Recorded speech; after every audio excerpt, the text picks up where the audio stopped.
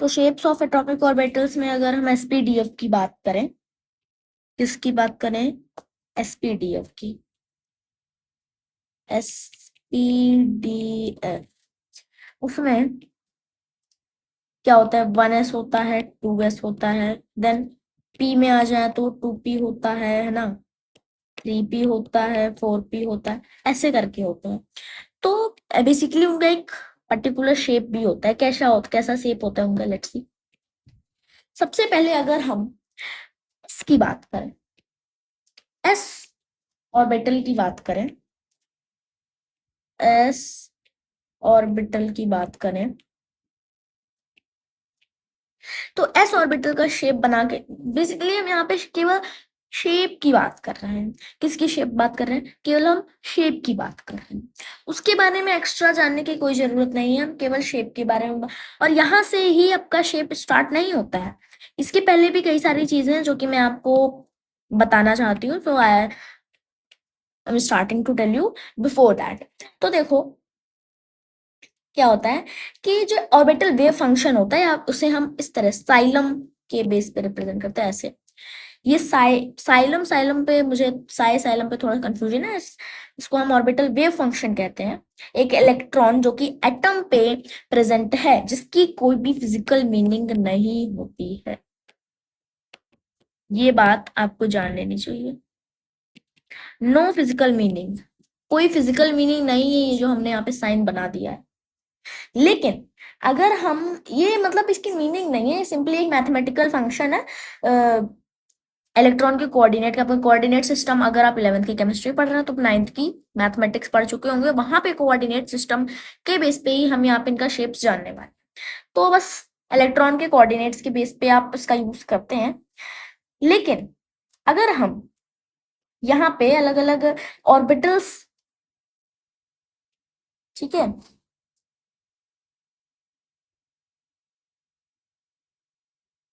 Nucleus से orbit की, nucleus से यहाँ से यहाँ तक की जो डिस्टेंस है, that we denote from r. R को बेसिकली हम क्या मान रहे हैं, रेडियस मान रहे हैं, क्या मान रहे हैं, रेडियस मान रहे हैं। अब यहाँ पे अगर मैं अब बताऊं, यहाँ पे यहाँ पे बेसिकली हम कुछ ग्राफ्स बनाएंगे जो कि इनसे रिलेटेड होने वाले हैं। तो सबसे पहले अगर हम बात करें तो सबसे पहला ग्राफ एक ऐसे पहले तो बना ले, और उसका ग्राफ किस तरह का होता है, लेट मी टेल यू। उसका ग्राफ थोड़ा सा यहाँ से जो है चिपका हुआ रहता है। कैसा रहता है, चिपका हुआ रहता है, ऐसे थोड़ा सा चिपका, देन ये ऐसे जाएगा,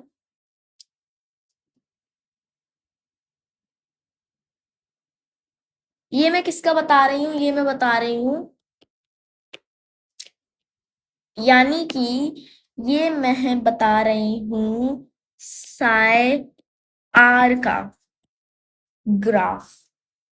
साई आर और आर, ये हम रेडियस नैनोमीटर में ले रहे हैं, इसका मतलब समझे पहले। रेडियस हम नैनोमीटर में ले रहे हैं, और यहाँ पे जो साई यहाँ पे लिखेंगे, ये मैं लिख देती हूँ, ये यहाँ पे जो है साई आर, यानी कि रेडियस नैनोमीटर में ले रहे हैं। अब इसके आगे यहाँ पे हम साई की वैल्यू एक तरह से लिखते हैं, उसकी कोई फिजिकल मीनिंग नहीं होती, एक मैं तरह से मैथमेटिकल बताया ना, कोऑर्डिनेट के लिए यूज होता है, तो वही चीज है यहाँ पे। फिर अगर हम आगे बात करें वेरिएशन ऑफ प्रोबेबिलिटी डेंसिटी, यानी कि साई स्क्वायर की, तो उसका एक मीनिंग होता है, साई स्क्वायर की एक मीनिंग होती है, ये आपको पता होना चाहिए। साई, अब जैसे मान लो कि कोई एक नंबर है, let me tell you x, उसका कोई फिजिकल मीनिंग नहीं, लेकिन अगर मैंने उसी नंबर का स्क्वायर कर दिया, टू सॉरी एक्स स्क्वायर कर दिया, तो उसका कोई मतलब है। और अगर हम ऐसे एक्स को एस साई मान रहे हैं, तो मतलब कि उसका मतलब क्या है, प्रोबेबिलिटी डेंसिटी। क्या है, probability density.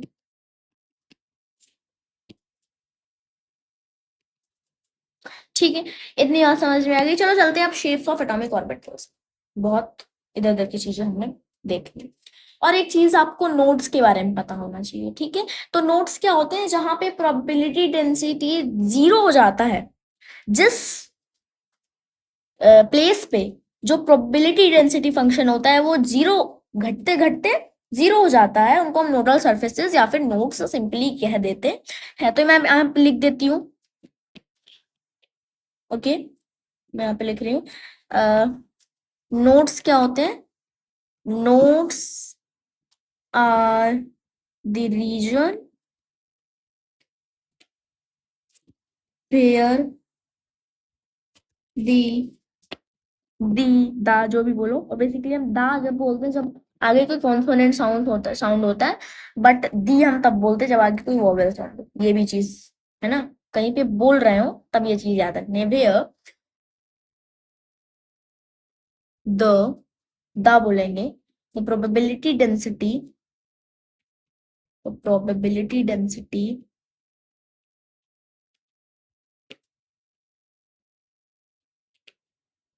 Is reduced to 0, घटते घटते, इकट्ठा से नहीं, 100 से 0 नहीं हो जाता, वो धीरे धीरे घटते घटते 0 हो जाता है, रिड्यूस्ड टू 0, ठीक है। इतनी बात क्लियर है आपको। जब प्रोबेबिलिटी डेंसिटी 0 हो जाए तो उस प्लेस को, जिस प्लेस पे हो जाए उस प्लेस को हम नोडल सरफेसेस या फिर नोड्स कहते हैं। इतनी चीज याद आई और समझ में आ गई। अब ये देखा गया है कि जो एन एस ऑर्बिटल्स होते हैं, एस एस आपने सुना एसपीडीएफ का एस, उसमें n-1 नोड्स होते हैं। और इसका मतलब क्या हुआ कि जो नंबर ऑफ नोड्स होते हैं वो प्रिंसिपल क्वांटम नंबर n के बढ़ने से बढ़ते हैं। प्रिंसिपल क्वांटम नंबर आपने देखा, principal quantum number, quantum numbers में प्रिंसिपल क्वांटम नंबर था, उसका सिंबल क्या होता है, n होता है, ठीक है। ये चीज आपको याद होनी चाहिए, हमने काफी पहले पढ़ी, तो ये काफी बेसिक चीज हमने पढ़ी थी। अब देखो,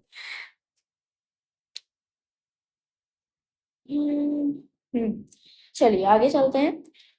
तो अगर हम आसान भाषा में कहें तो अगर 2s की बात करें तो 2s में 1 होते हैं, s में 0 होते हैं, एक भी नोट्स नहीं होते हैं, s में 0 नोट्स होती है, इस चीज को भी ध्यान रखना है। s में 0 और 2s में 1, ठीक है, 1 नोड होता है। यहाँ पर नोड की बात कर रहे हैं, किसकी बात कर रहे हैं, नोड की बात कर रहे हैं, ठीक है। ठीक है, अब अगर हम इन डायग्राम्स की बात करें तो इनकी जो डेंसिटी होती है वो जो मतलब उनकी डॉट्स की डेंसिटी होती है एक रीजन में, वो इलेक्ट्रॉन प्रोबेबिलिटी डेंसिटी उस रीजन की बताती है। अब देखो, मैंने, समझ में आ गया, नहीं समझ में, देखो आपने ये पढ़ा कि एस में 0 नोड होते हैं और 2s में 1 नोड होता है। अब जब आप इन ऑर्बिटल्स के शेप्स के बारे में देख रहे होंगे तो जो डेंसिटी होगी, उस उन डॉट्स की जो बनाएंगे उस रीजन में, वो इलेक्ट्रॉन प्रोबेबिलिटी डेंसिटी को बता रही होगी। इलेक्ट्रॉन प्रोबेबिलिटी डेंसिटी एज, अगर हम सिंपली इसकी बात करें वो इसको दी इलेक्ट्रॉन प्रोबेबिलिटी, ये इसका स्क्वायर होता है, इसकी कोई फिजिकल मीनिंग नहीं होती, सीधे से साई बना दिया तो ठीक है। हम बात करने वाले हैं यहाँ पे बेसिकली दो तरह के डायग्राम्स की। एक 3D डायग्राम हो गया, एक हम प्रोबेबिलिटी डेंसिटी, पहला क्या हम बात करेंगे, प्रोबेबिलिटी डेंसिटी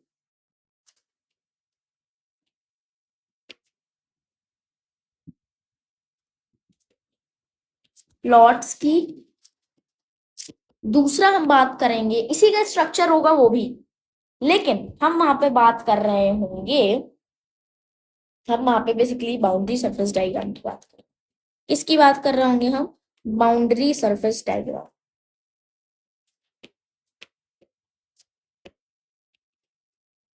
बात समझ में आ गई, ठीक है। तो पहले प्रोबेबिलिटी डेंसिटी प्लॉट, फिर बाउंड्री सरफेस डायग्राम की बात कर रहे होंगे। अब देखो आगे, बाउंड्री सरफेस डायग्राम की अगर पहले बात कर ले, क्योंकि प्रोबेबिलिटी डेंसिटी प्लॉट्स काफी इजी, उनको इतना ज्यादा सीरियस लेने की जरूरत नहीं, मतलब है, लेकिन पहले प्रोबेबिल बाउंड्री सरफेस डायग्राम पढ़ रहे हैं, सीधा सा मेरा मतलब कहने का।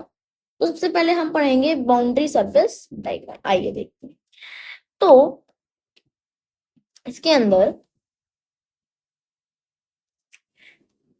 देखेंगे कि जो बाउंड्री सरफेस डायग्राम किनके कांस्टेंट प्रोबेबिलिटी डेंसिटी के होते हैं अलग अलग ऑर्बिटल्स के लिए, वो और ऑर्बिटल्स के शेप के लिए एक बेटर चीज दे देते हैं, बेटर हमको क्लियर प्रॉपर शेप दे देते हैं। तो मैंने कहने का क्या मतलब था कि जो बाउंड्री सरफेस डायग्राम्स होते हैं, एक अगर उनकी प्रोबेबिलिटी डेंसिटी चेंज नहीं हो रही है, वेरी वेरी नहीं कर रही है, कांस्टेंट है, तो अलग अलग ऑर्बिटल्स के लिए वो हमें एक प्रॉपर शेप ऑफ ऑर्बिटल दे देंगे। और इस रिप्रेजेंटेशन में एक बाउंड्री सरफेस या फिर एक कंटूर सरफेस, आप कह सकते हैं एक बाउंड्री सरफेस या फिर एक कंटूर सरफेस को ड्रॉ किया जाता है बेसिकली, जिसमें कि जो प्रोबेबिलिटी डेंसिटी की वैल्यू यानी कि साई स्क्वायर की वैल्यू होती है वो कांस्टेंट होती है। मैंने बोल दिया, आपको समझ में आएगा, डिक्टेट कर दिया है, अब आपको समझ में आ जाना चाहिए। अभी हम नोट्स में सब कुछ लिखेंगे बेसिकली ना, देखो लिखने वाले पॉइंट होते हैं, है ना, कैरेक्टर्स हो गए, प्रॉपर्टीज हो गई। आप नोट्स में ऐसे नहीं लिखते हैं कहानी टाइप का, आप उसमें कुछ बेसिक मतलब कुछ बेसिक तरह के लोग कैरेक्टर प्रॉपर्टीज लिखते हैं, इंपॉर्टेंट चीजें लिखते हैं। ये भी इंपॉर्टेंट है बट मैंने डिक्टेट कर दिया तो आपको ये आ जाना चाहिए, काफी इजी चीजें आपके एनसीईआरटी के सिलेबस के अंदर दी हुई, ठीक है। और हम ये भी याद रखनी, ये चीज याद रखनी है कि हम इन डायग्राम्स को केवल तभी बना सकते हैं, we can draw these diagrams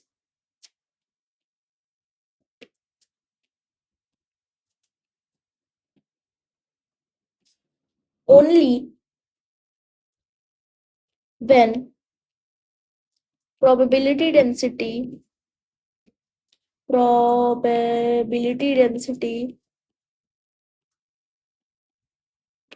it means क्या, प्रोबेबिलिटी डेंसिटी का मतलब क्या हुआ, साई स्क्वायर इज कांस्टेंट। जब ये कांस्टेंट रहेगा तभी हम इसको बना सकते। ये जो हमारा बाउंड्री सरफेस डायग्राम होता है, इतनी बात समझ में आई। अब कई सारे ऐसे बाउंड्री सरफेस डायग्राम हम साई स्क्वायर को कांस्टेंट ले करके, जब वो कांस्टेंट रहता है तब हम इस कई सारे बना सकते हैं और ये पॉसिबल है। अब एक किसी मान लो एक कोई गिवन ऑर्बिटल आपको दी गई, तो उस ऑर्बिटल की ही बाउंड्री सरफेस डायग्राम जिसकी कांस्टेंट प्रोबेबिलिटी डेंसिटी है, उसमें उस पर्टिकुलर ऑर्बिटल का ही हम रिप्रेजेंटेशन कर सकते। ये सपोज दैट न्यूक्लियस है, ये है, तो हम केवल इसका रिप्रेजेंटेशन करेंगे, केवल इस ऑर्बिटल का रिप्रेजेंटेशन करेंगे। बेसिकली ऑर्बिटल नहीं, मैंने एक समझाने की भाषा में कहा कि हम केवल इसी ऑर्बिटल की रिप्रेजेंटेशन कर सकते हैं बाय बाउंड्री सरफेस डायग्राम। अब अगर हम 1s 2s की बात करें तो जो ऑर्बिटल होते हैं वो ठीक है, जो ऑर्बिटल होते हैं वो कुछ तरह से होते हैं, मैं तुम्हें दिखाती हूँ, बना के दिखाती हूँ, ठीक है। 1s 2s के लिए, फॉर 1s 2s इस तरह से देखो भाई, सबसे पहले एक सर्कल बनता है। सबसे पहले क्या होगा, सबसे पहले एक सर्कल बनता है, सर्कल बन गया। इस सर्कल के बनने के बाद इसमें जैसे डॉट डॉट डॉट डॉट रख दो, ये सिंपल हो गया बिल्कुल बाउंड्री सर्कल। आए समझ में, ये सिंपल हो गया 1s 2s के लिए।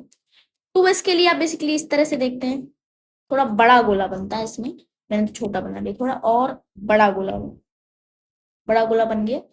और इसके अंदर एक पहले आप dot dot dot dot dot dot dot रख देंगे, थोड़ा सा स्पेस छोड़ते हैं। स्पेस छोड़ने का मतलब डेंसिटी कम कर देते हैं, या फिर ऐसे ऐसे डॉट रख दो कुछ, ताकि समझ में आए कि डेंसिटी बहुत कम हो जाती है, देन ऊपर जाके डेंसिटी ज्यादा हो गई।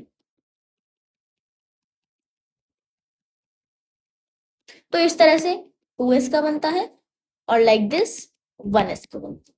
इतनी बात समझ में आई। अगर हम ये मैंने क्या बनाया है, इस तरह का ही होता है, ठीक है। प्रोबेबिलिटी डेंसिटी प्लॉट तुम लोग कहते हो इस तरह के होते हैं और बाउंड्री सरफेस डायग्राम इस तरह के नहीं होते हैं। तो उनका एक 3D स्ट्रक्चर है जो नीचे बाउंड्री सरफेस डायग्राम में दिया गया है, बस सेम है, जब मैं उसको हाईलाइट करके तो नहीं दिखा सकती हूँ, है ना। तो इसलिए अब देखो हम अपने मेन टॉपिक पे चलते हैं। अगर मैं बात करूं boundary surface diagram, boundary surface diagrams की, अब यहाँ पे एक मेन टॉपिक हमारे लिए आ रहा है।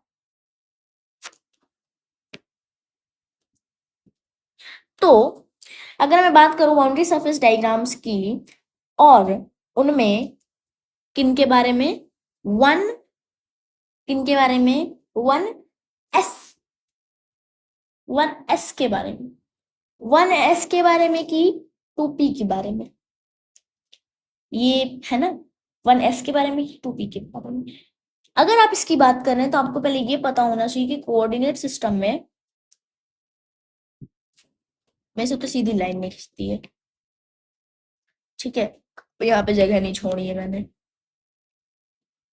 लो, तो सीधी लाइन तो खींचनी, चलो स्केल का यूज कर लेते। तो सबसे पहले एक ऐसी लाइन खींचती है, देन इसके बाद एक 90 डिग्री एंगल पे सीधी लाइन खींचती है, ठीक है, बिल्कुल सीधी। फिर ये तो हो गया x axis, sorry y axis, this one your x axis. लेकिन कॉर एक्सिस होता है जो कि मैथ्स, आपने मैथ्स में कभी नहीं पढ़ा होगा, मतलब मैथ्स में तो नहीं, एक और एक्सिस होता है जेड एक्सिस। ये कौन सा एक्सिस है, this is your Z axis. इतनी बात क्लियर है। इन्हीं एक्सिस में वन एस की बात करें तो इस तरह से एक सर्कल होता, ठीक है। एस ऑर्बिटल्स में इस तरह होता है। अगर हम पी की बात करें, यहां पे हमने बात कर ली किसकी, यहां पे हमने बात कर ली one S shape of orbitals,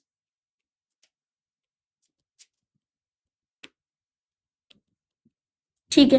अब आते हैं, बात करेंगे वन एस नहीं, बेसिकली हम केवल एस की बात कर रहे हैं ना, ठीक है। सो यहाँ पे हम बात कर रहे हैं एस की। पी की बात करें, पी शेप ऑफ ऑर्बिटल्स,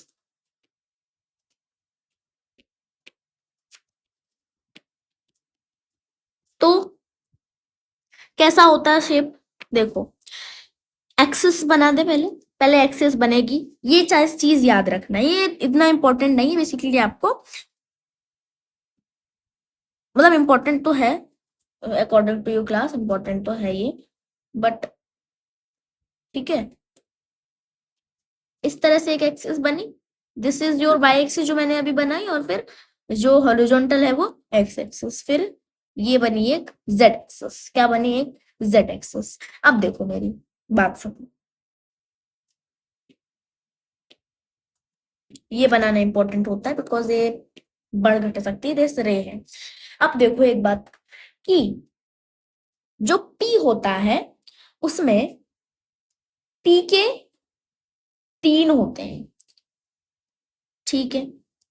पहली बात तो पी के तीन होते हैं, पी को हम क्लासिफाई कर रहे होते हैं तीन बेसिस, तीन टाइप की ऑर्बिटल्स। कौन कौन सी है वो, टू पी एक्स, अगर हम टू पी की बात कर रहे हो तो टू पी एक्स, उसके आगे टू पी वाई और टू पी जेड। बेसिकली आप इसको पी भी कह सकते हैं, टू पी भी कहें, ठीक है। पी ऑर्बिटल्स की बात करते हैं। अब अगर हम टू पी एक्स की बात करें, टू पी एक्स हेडिंग डाल लेंगे सब, टू पी एक्स, इसमें आपके एक्सिस बनेंगे, क्या बनेंगे, एक्सिस बनेंगे। सबसे पहले एक ऐसा हॉरिजॉन्टल एक्सिस बनेगा, हॉरिजॉन्टल वर्टल जो भी सबसे पहले बनाना हो बना दो, बस एक्सिस बनाना है, ठीक है, ऐसे बनेगा।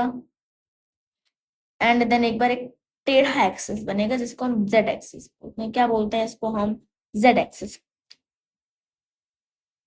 थोड़ा और ऐसे बना दो तो लंबा बन जाएगा थोड़ा सा, ठीक है। अब देखो इसमें किस तरह से आप सेट करते हैं, टू पी एक्स की बात कर रहे हैं तो इसमें शेप कैसा होता है, इसमें शेप कैसा होता है, एस में कैसा कैसा होता है शेप, इसमें शेप स्फेरिकल होता है। ये मैं मतलब मेन पॉइंट भूल जा रही हूँ, सॉरी फॉर दिस। स्फेरिकल होता है, टाइम पे बता नहीं पा रहे हैं ना, उसी टॉपिक जब पढ़ाते हैं तो अब से याद रहेगा, ठीक है। और पी में डम्बेल शेप होते हैं, कैसे होते हैं, डम्बेल शेप। इतनी बात क्लियर है। इसमें स्फेरिकल और इसमें डम्बल। स्फेरिकल है तो सिंपली बन गया। डम्बल में क्या करना होता है हमें, पहले तो सबसे पहले तो एक्सेस लिख देंगे, ठीक है, एक्सेस लिख देंगे। इसमें 2p में this is your Z axis, इस चीज को ध्यान रखना है। This is your Z axis, ऊपर जेड एक्सिस होगा, यहाँ पे एक्स एक्सिस होगा, और कुछ यहां से एक और लाइन गई है जो कि आपका वाई एक्सिस, क्या होगा, वाई एक्सिस।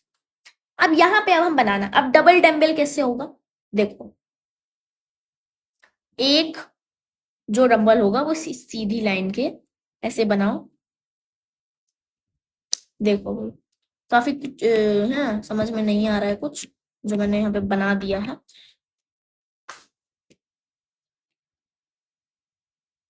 इसके पैरेलल देखो, एक लाइन खींची, देन 90 डिग्री पे एक लाइन खींची, देन सॉरी वो 180 था, ठीक है, ये 90, ठीक है, एक लाइन खींची। अब देखो इसमें डंबल कैसे बनेंगे,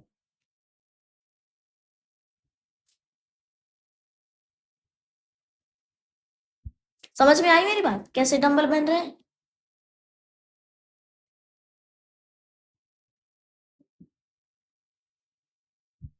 ऐसे बनेंगे, ये दो डंबल्स दिख रहे हैं, ये क्या कितने डंबल्स दिख रहे हैं, दो डंबल्स दिख रहे हैं ये वाले, ठीक है, थोड़ा सा कलर कर दिया है ताकि समझ में आपको आ जाना चाहिए।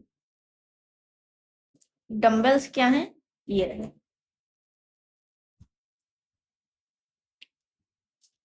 जो आप लाइंस को डंबल्स से समझ के गलत समझ लो तो ठीक से समझो, ये डंबल्स। 2px हो गया, आप 2py में चलते हैं, इसमें चलते हैं 2py में चलते हैं। 2py में एक्सेस चेंज हो जाते हैं, ओरिएंटेशन चेंज, क्या चेंज हो जाता है, बेसिकली ओरिएंटेशन चेंज हो जाता है। तो देखो एक लाइन सीधे बनेगी लंबी, एक लाइन 180 डिग्री पे बनेगी, 90 डिग्री पे, सॉरी कंफ्यूजन बहुत है पर रहना नहीं चाहिए, ठीक है। एक 180 पे बनेगी, इतनी बात क्लियर। एक एक किस में बनेगी बताओ भाई, 45 डिग्री बनेगी। इतनी लाइंस बना लेनी है, अगर इतनी लाइंस बन गई तो समझो कि आपने एक आधा काम खत्म कर लिया है इसको बनाने। अब मैं सब में इस तरह से बना देना है, और बेसिकली ये हम सारी लाइंस में नहीं बना रहे होते हैं, जो मैंने सारी लाइंस में कर दिया है, इसको केवल इस लाइन में, इस लाइन में और इस लाइन, ठीक है, कि गई कहाँ से, ये इस पॉइंट से नहीं बढ़ेंगी, ये बढ़ेंगी तो इस पॉइंट से बढ़ेंगी, ठीक है। अब देखो ये किस तरह होता है, ये तो अभी सीधे था, ये तो अभी सीधे था, बट इसको हम थोड़ा सा टेढ़ा कर देते हैं, कैसा कर देते हैं, ऐसा कर देते हैं। आ रही समझ में बात, मैं क्या कह रही हूँ, आ रही है समझ में बात। इसको भी कलर कर देते हैं,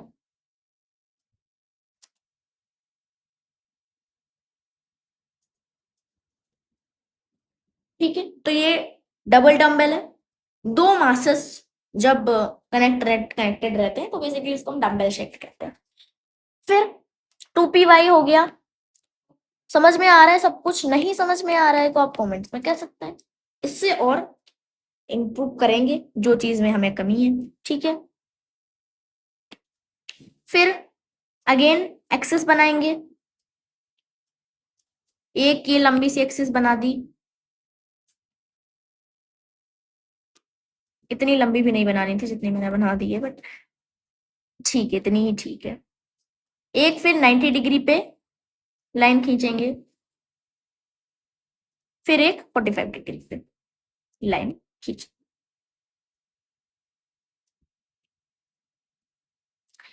ठीक है, अब देखो क्या करना है। ये रहा, ये रहा, ये रहा, एक्सेस चेंज हो रहे हैं। जैसे पी है तो उसमें एक्सिस क्या रहेंगी, this one z, this one y and this one x. इसमें भी ये जेड रहेगा, ये वाई रहेगा और ये एक्स रहेगा। इसमें कंफ्यूज मत होना, सॉरी क्योंकि मैं उसका नहीं बना पाई थी। कहती ना कि सब चीजें भूल जाती हैं जब मैं टॉपिक पढ़ा रहे होते हैं, तब समझ में आ रहा है। अब देखो आगे कैसे बन रहा है। इसमें उसी पे थोड़ा सा ओवरलैप कर, उसी के ऊपर बन रहा है कुछ इस तरीके। कैसे बनाया,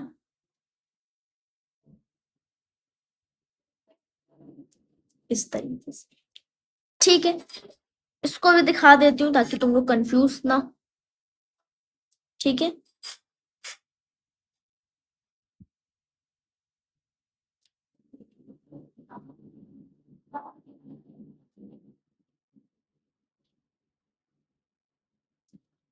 इस तरीके से ये 2p z की बात करते हैं। ठीक है, इसके बाद हमारा डी ऑर्बिटल आता है, तो डी ऑर्बिटल के बारे में हम नेक्स्ट पढ़ेंगे।